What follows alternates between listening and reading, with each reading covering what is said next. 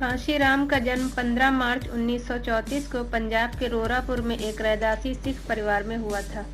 यह एक ऐसा समाज है जिन्होंने अपना धर्म छोड़कर सिख धर्म अपनाया था। कांशीराम के पिता अल्प शिक्षित थे, लेकिन उन्होंने ये सुनिश्चित किया कि अपने सभी बच्चों को उच्च शिक्षा देंगे। कांशीराम के 2 भाई और 4 बहनें थीं। कांशीराम सभी भाई बहनों में सबसे बड़े और सबसे अधिक शिक्षित भी थे। उन्होंने बीएससी की पढ़ाई की थी। 1958 में स्नातक होने के बाद कांशीराम पूना में रक्षा उत्पादन विभाग में सहायक वैज्ञानिक के पद पर नियुक्त हुए। 1965 में उन्होंने डॉक्टर अंबेडकर के जन्मदिन पर सार्वजनिक अवकाश रद्द करने के विरोध में संघर्ष किया। इस घटना के बाद उन्होंने पीड़ित समाज के लिए लड़ने का मन बना लिया। उन्होंने संपूर्ण जातिवादी प्रथा और डॉक्टर BR अम्बेडकर के कार्यों का गहन अध्ययन किया और दलितों के उद्धार के लिए बहुत प्रयास किए।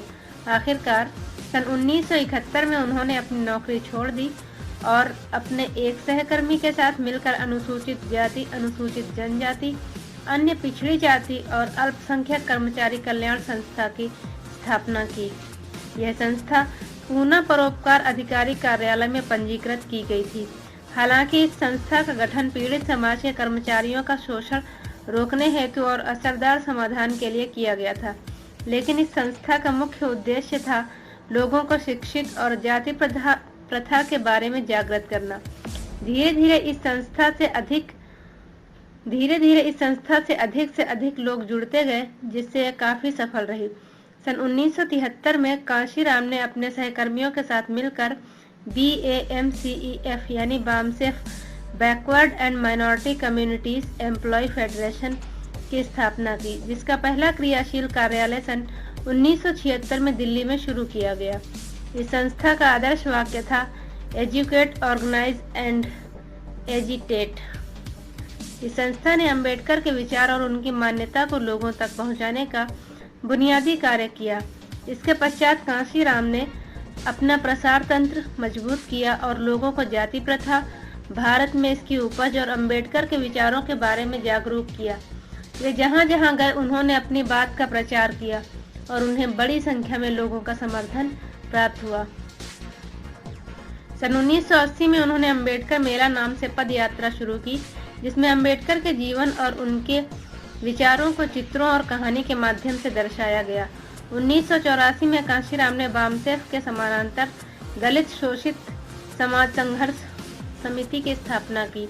इस समिति की स्थापना उन कार्यकर्ताओं के बचाव के लिए की गई थी जिन पर जाति प्रथा के बारे में जागरूकता फैलाने के लिए हमले होते थे। हालांकि यह संस्था पंजीकृत नहीं थी, लेकिन यह एक राजनैतिक संगठन था। 1984 में कांशीराम ने बहुजन समाज पार्टी के नाम से राजनैतिक दल का गठन किया। 1986 में उन्होंने ये कहते हुए कि अब वे बहुजन समाज पार्टी के अलावा किसी और संस्था के लिए काम नहीं करेंगे, अपने आप को सामाजिक कार्यकर्ता से एक राजनेता के रूप में परिवर्तित किया। पार्टी की बैठकों और अपने भाषणों के माध्यम से कांशीराम ने कहा कि अगर सरकारें कुछ करने का वादा करती हैं तो उसे पूरा भी करना चाहिए, अन्यथा ये स्वीकार कर लेना चाहिए कि उसमें वादे पूरे करने की क्षमता नहीं है। अपने सामाजिक और राजनीतिक कार्यों के द्वारा कांशीराम ने निचली जाति के लोगों को एक ऐसी बुलंद आवाज दी जिसकी किसी ने कल्पना भी नहीं की थी। बहुजन समाज पार्टी ने उत्तर प्रदेश और अन्य उत्तरी राज्यों जैसे मध्य प्रदेश और बिहार में निचली जाति के लोगों को असरदार स्वर प्रदान किया। कांशीराम को मधुमेह और उच्च रक्तचाप की समस्या थी। 1994 में उन्हें दिल का दौरा भी पड़ चुका था।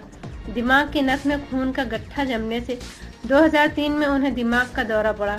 2004 के बाद खराब सेहत के चलते उन्होंने सार्वजनिक जीवन छोड़ दिया। करीब 2 साल तक शैय्याग्रस्त रहने के बाद 9 अक्टूबर 2006 को दिल का दौरा पड़ने से उनकी मृत्यु हो गई। उनकी आखिरी इच्छा के मुताबिक उनका अंतिम संस्कार बौद्ध रीति रिवाजों से किया गया।